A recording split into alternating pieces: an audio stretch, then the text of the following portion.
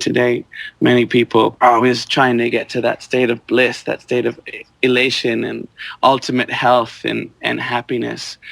And one of the beautiful things of Sufism is it deeply acknowledges the whole path, the whole journey, the whole stream of experience that brings somebody to that point. There's this deep appreciation, almost like it's almost beyond acceptance, I could say. This like deep connection to those emotions of sadness and longing and pain, just as there are those deep acknowledgements and respect for that love and devotion and realization along the way.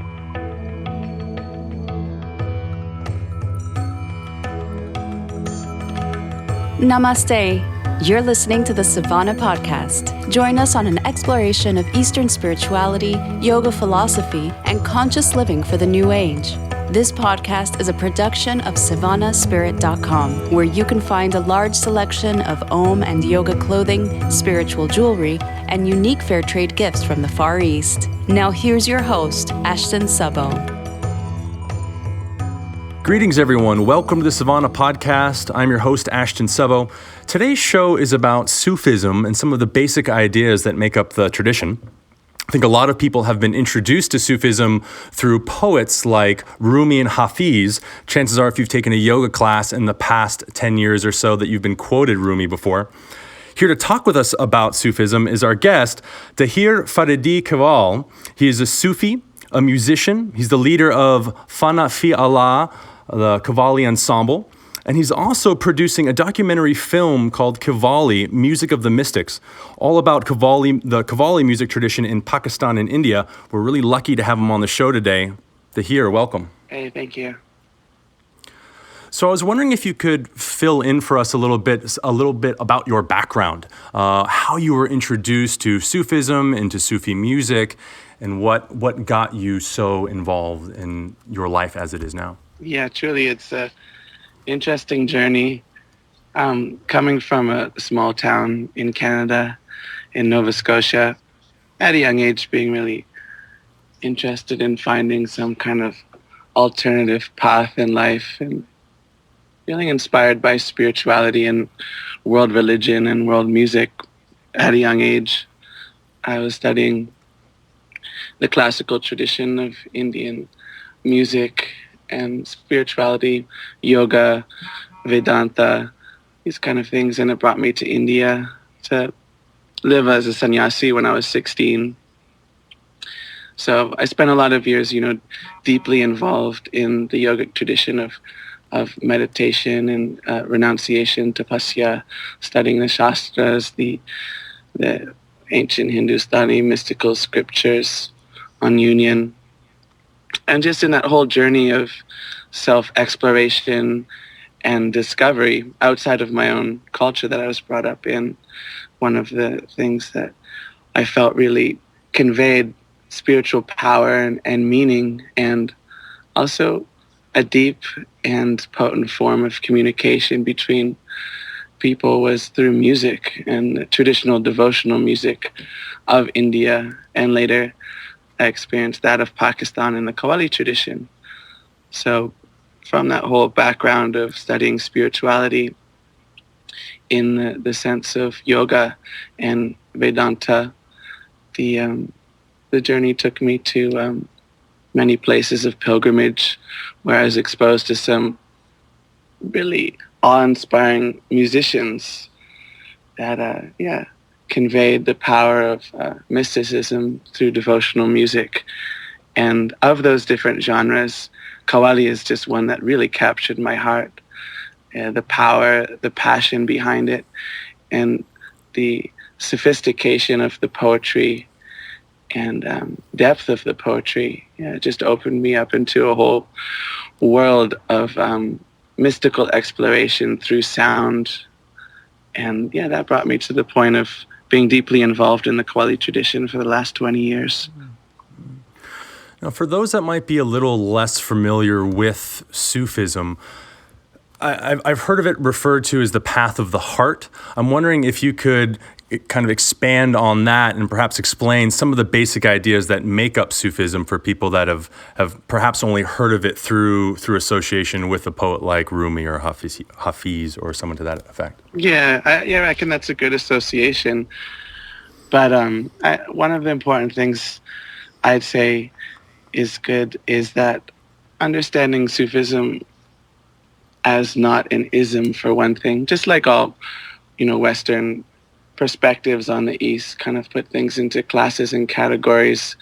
Sufism, as we know it in the East, in the subcontinent of India, we call it tasawwuf, and it's a mystical tradition in the sense that it's based on the discovery of the ultimate self, the realization of that, and the realization of the illusion of the ego, what we call nafs.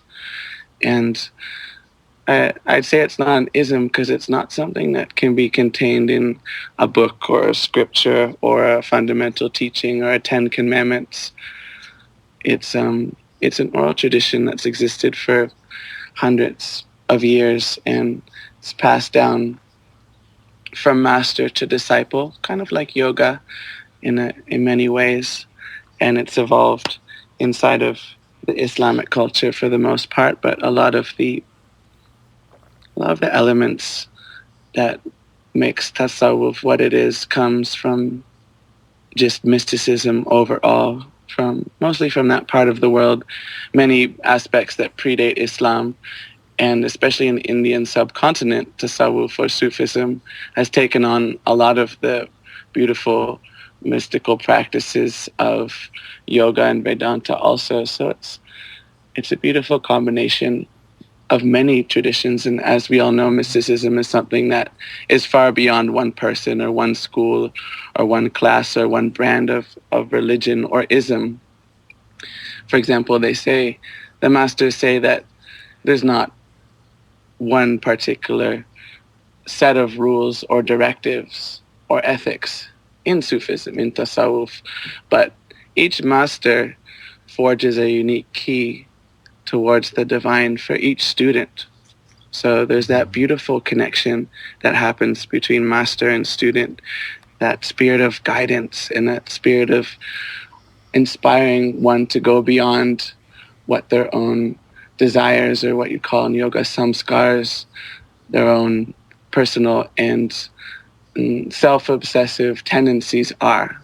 So a big part of Sufism is that of the master pointing towards the truth and helping students to transcend the illusion of the self or the individual self that's divided from the rest of perception and existence.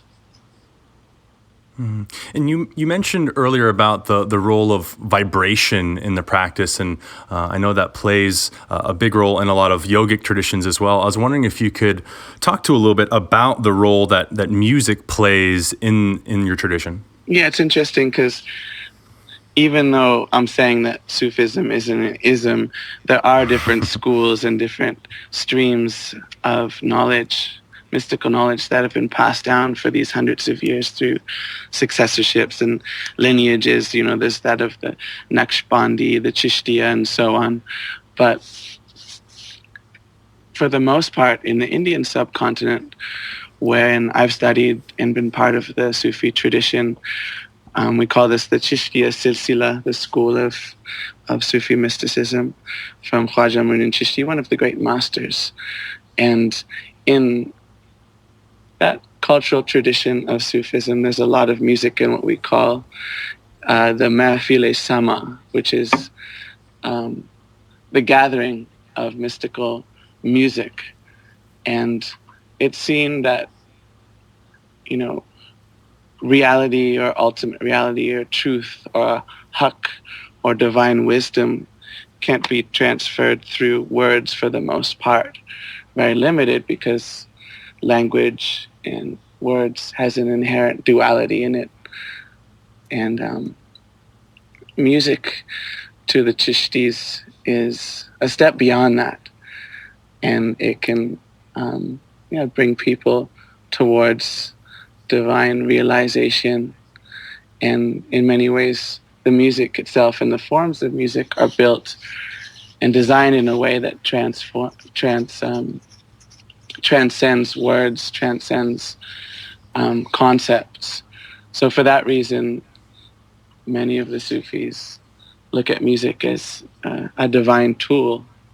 And it's interesting because in Islam, a lot of Islamic people, Muslims, would say that music is haram, meaning that it's forbidden because it's something that's profane or secular in nature, while many of the Sufi schools and masters have touched into this place of music where it's a spiritual tool of communication and transcendence and realization. So in the Mehfil Sama, the gathering of the Sufis, as experienced in Pakistan and India, you see people raised to amazing states, and there's often people spinning or crying uncontrollably or just having these really profound mystical experiences through the vehicle of the music. And since, as you said, with like Hafiz and Rumi, the poetry is really profound and meaningful, music is meant to really give life and sincerity to these words. So they're expressed through sound with that passion and devotion and love. So these words get lifted beyond just a text and into that feeling, that emotion, that atmosphere of a spiritual community and spiritual experience for people to partake in. In one of your videos, you talk about improvisation in your music and the role that it plays in the Qawwali. And I love the idea of improvisation being embedded in a spiritual practice, because I think spiritual practices can often be very rigid, and life isn't rigid. Life sort of asks of us improvisation all the time. So I love that that's a part of the music itself. And I was wondering if you could just talk about that a little bit more, about the role of improvisation as a practice and how that kind of ties all into the spiritual experience. Yeah, truly. I think in many ways, honestly, comes from, Indian classical music, where, say I'm teaching something to a student, it's not, okay, I'm teaching you this song, this spiritual devotional song or classical song. It's called a composition in the same sense, where you just have a small piece that makes up the fixed portion, and it's like a springboard, a starting point for your own personal expression and improvisation within the rag, within the tonal framework, within the mood, within what we call the ras, the emotion of what's being expressed in the atmosphere that's to be created. So in the same way, Qawwali has a lot of improvisation. It's really an essential part of it, because a lot of the songs, what we call kalams, the sacred songs, have been passed down for hundreds of years. And there's all these beautiful melodies and parts and pieces of poetry that are strung together to create a whole spiritual message or inspiration in a particular ras, a particular mood. And they're never meant to be sung the same way. So that impulsive spontaneity is meant to come from the musician and from the atmosphere itself of the gathering, who's listening, where and when it's taking place, the expression through the music. So what's also interesting is that within Qawwali groups, since it's several people, it could be 8 or 10, 12 people in a Qawwali group, often there's not just one person that's improvising, so there'll be several people at different impulsive moments bursting in with their own creative expression. Mm-hmm. And that could be in the form of what we call gira or dora or sher, when they're adding pieces of poetry that boost and deepen the meaning of the poetry that's being expressed in the song itself. And then there's all kinds of improvisation. That's what we call akar or tan, which is just kind of melodic improvisation. But it's beyond just something aesthetic, because as it is devotional music, there's a really deep, passionate improvisation that happens, and that's meant to just transcend the words of what's being sung and deepen the feeling. And people, when they have that feeling, it's meant to be just impulsively expressed. So the song takes all kinds of unique pathways. Sometimes the rag, the tonal framework, will change to bring in a slightly different color to the song that's being sung. And then all this impulsive improvisation is just boosting the feeling and the emotion and passion and devotion of the song itself. Well, and I love too how much feeling is emphasized in what you're saying. And I think that, I know for myself, I was attracted a lot more in my younger years to spiritual traditions that were kind of like up and out, like looking to get over the human experience. So things like feelings, you can't really trust those. They're always changing. You have to go past them. As I sort of shifted in my own life and got more involved and invested in life, it was more about like embracing the experience of being, and I was much more drawn to traditions that incorporated that sort of transcendent experience with the everyday mundane experience as well. And I was wondering if you could talk a little bit about the Baqa, or what Baqa is, and just kind of expand on that and its relation to, like, is it the same as, nirvana, satori, mukti? If you could just kind of speak to us about that and how that embodied experience really plays a role in the practice. Yeah, it's interesting. A lot of the terminology in tasawwuf and Sufism parallel yoga in that way. Like Baqa could be associated to satori, habzidam could be associated to pranayam, muqabla, these different words that are connected to dhyan, meditation. And the Sufis have a really interesting way of really creating all these systems of spiritual development, what they call maqams, or different levels of realization. And just in the same way as Zen, this concept of Baqa is when there's that flash of insight. And in the same way as Zen, the Sufis see it as something that could come in a completely spontaneous moment that's not pre-planned, even though there's all kinds of different techniques in the Sufi tradition for realization. It's also approached in that way that life will bring you these moments of realization when you feel and without a doubt the ultimate connectedness of all things, the ultimate interdependency of all things. And it's described in different ways, but the experience is the experience. It's interesting that you mentioned about emotions, because like at the beginning of this chat, you were saying how Sufism is like the journey of the heart, or the way of the heart.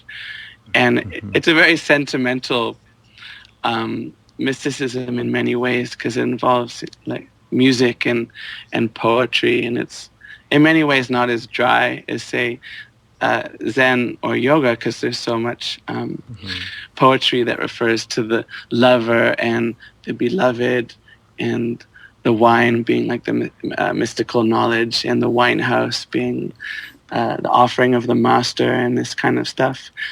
And it's a very unique and interesting path in that way, that it's connected to emotions, but in the same way, it's not, from my experience, trying to continuously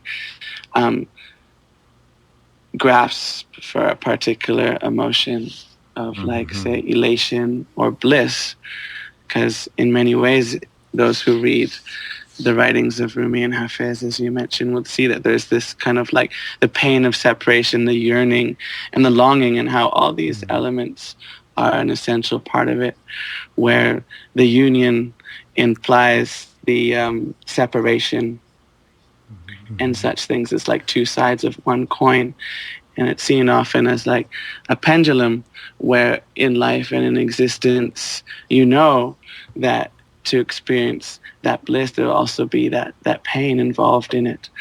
And, often today, many people always trying to get to that state of bliss, that state of elation and ultimate health and happiness. And one of the beautiful things of Sufism is it deeply acknowledges the whole path, the whole journey, the whole stream of experience that brings somebody to that point. And that experiences of pain or of discontentment or of fear are just as important as those experiences of love and union and happiness. And it's this divine web that's happening beyond our own control or understanding that transcends our mind, even though ultimately we created our mind without even thinking about it.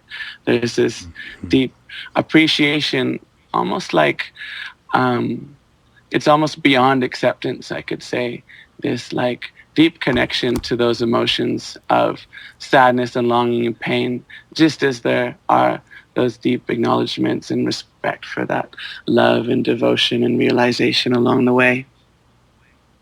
Mm-hmm. Well, I think people, I mean, it's pretty common to hear quoted like Joseph Campbell, who I'm a really big fan of his work, but he'd kind of coined that frame of follow your bliss. And then in particular in yogic communities, that's kind of often interpreted as, well, you got to go with the flow. And if it's not bubbly and nice and friendly, then that means it's bad and negative, and you're supposed to get rid of that stuff. And there's this weird kind of washing over, as you said, of the negative emotions, which really, in essence, is a rejection of the human experience, because the human experience is the totality of possibility that we have. Something that I relate to a lot with the Sufi experience, in particular about the longing. When I was living abroad and I was doing lots of kind of much more rigid spiritual practice, we're doing all these different pranayamas and kriyas and meditation techniques and kind of drenching in that experience where my mind's not busy thinking about all the crap that it normally thinks about, because it's thinking about, okay, well, are you counting this ratio of breath, and how long are you holding this one, and are you moving energy and attention around here? And one thing is that's while there's all these different practices, those practices aren't really what are leading us anywhere. They're rather like providing the opportunity to kind of to overpower the system, so you go back to that natural state again, which is that sort of calming, blissfulness, not happy, but blissfulness experience. And coming back to the United States, where I've got a family and I've got work and I've got kind of the, you've got bills to pay, that particular longing for the experience, that longing for that immersion with something greater. But the big drawback to that is an addiction to that feeling, kind of as you say, where people are struggling with always trying to get that high, that overall experience. What would you say, or how is that usually dealt with within the tradition, or from your teachers, of when people get a little addicted to that, getting that high without actually integrating it into like, hey, well, you still have to take out the trash? Yeah, it's kind of like a self-sabotage in a way, because we want to take out a piece of, like you say, human experience without respecting what that particular experience depends on. We're already denying ourselves the full potential of that experience itself. So the one implying the other. So when there's a deep desire and yearning to feel that sense of bliss that we felt through Satori or through the yogic practices that you spoke about, whatever they may be, there comes this tendency that when something is quote unquote bad, or say we're feeling low energy, or feeling unhealthy, or feeling sad or distraught or confused, where the tendency is to avoid and deny those experiences. And so that's like self-sabotage to experience the happiness and bliss which those quote-unquote dark experiences manifest, since they imply each other. So in tasawwuf, in the spiritual practice, of Sufism, in the mysticism, those negative emotions, as we put it, have to be felt in their fullness. And in many ways, you see it like a catharsis from the outside. Like I was saying, in the Mahfil Sama, the gathering of the Sufis, you see people responding in very intense and emotional ways, and there's a whole container for that, which is very beautiful, like a ceremony that contains that, and everybody supports each other in that process of spiritual experience. So you see people having that catharsis of having some really dark emotions come up, some dark feelings or fears come up, and you can see it from the outside how people will experience it in its fullness. They'll just let it out, and there's like a catharsis that happens. And so Sufis really in some way let themselves indulge in that sadness, in those fears, so that they can be fully felt, so that the other side can also be fully felt of bliss and joy, but without any particular attachment to one or the other. It's like a respect for the whole, ununderstandable system, that pattern that creates life and sustains life, what it is. And the Sufis love to feel it to its fullest extent. So in that way, like I said, they'll experience those darker emotions really deeply, and also experience those blissful, elated experiences very deeply, as we can see from the ceremony itself. On the podcast, we share a lot of stories from various traditions. I'm wondering if you have a favorite Sufi story or song that kind of informs your life or your teachings. Yeah, there's lots of stories. Sufism is often passed down through stories because they're things that we can relate to as humans. It's not something that's distant over there, some old piece of scripture. It's something that we can relate to as humans in our own experience. And I do like that one story that I think all traditions have taken up in their own way.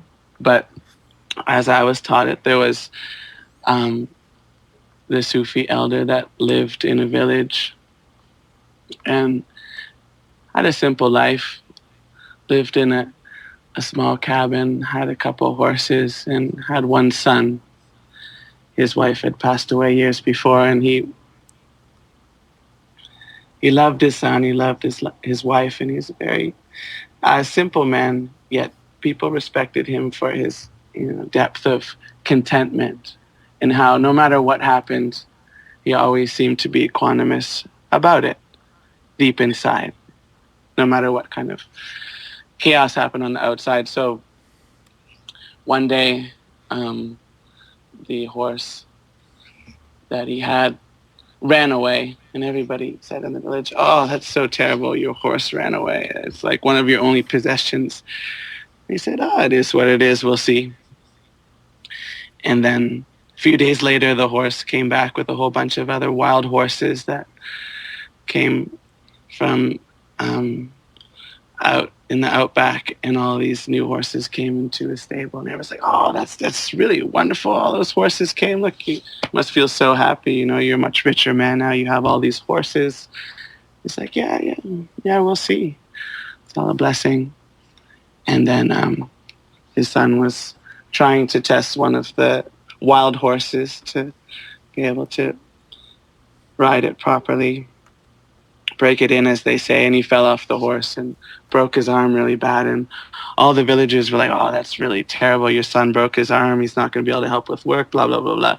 He's like, "Oh, yeah, it is what it is. We'll see. It's all a blessing." And then there was a local civil war that happened a few weeks later, and all the young boys were being conscripted to fight in the war. And his son couldn't go because he had a broken arm, so he couldn't be conscripted. And everybody said, "Oh, that's really great blessing. Your son can stay home with you." And he said, "It is what it is. It's all a blessing," and so on and so forth. And I think that's a beautiful lesson that everybody can appreciate, that putting our own judgment on something being right or wrong or good and bad is ultimately not going to serve us, because the bigger plan that is beyond our understanding is happening, whether we choose to be in harmony with it or agree with it or not. When you said that great word earlier, equanimous, right? Of just learning to abide in that space of equanimity where, it comes in, it's like, oh yeah, we'll see. Just taking life as it comes. Where can we find out more about you, the project? I know there are ways to support your film that you're creating. What are the best ways to people to get in touch with you, find out about your teachings, your music, your touring schedule, all that great stuff? Yeah, just best to go on the website, www.fanna-fi-Allah.com. That's FANNA-FI-ALLAH.com. And we'll be sure to have that spelled out in the show notes as well, in case anyone's driving or anything else, they can write it down later. Tahir, it's been awesome having you on the show. I really appreciate your insights. It's been a blast. Thank you so much for coming on today. Yeah, pleasure. Thanks for having me. And for all our listeners, thank you so much for listening. Hope you have a very present moment. Namaste.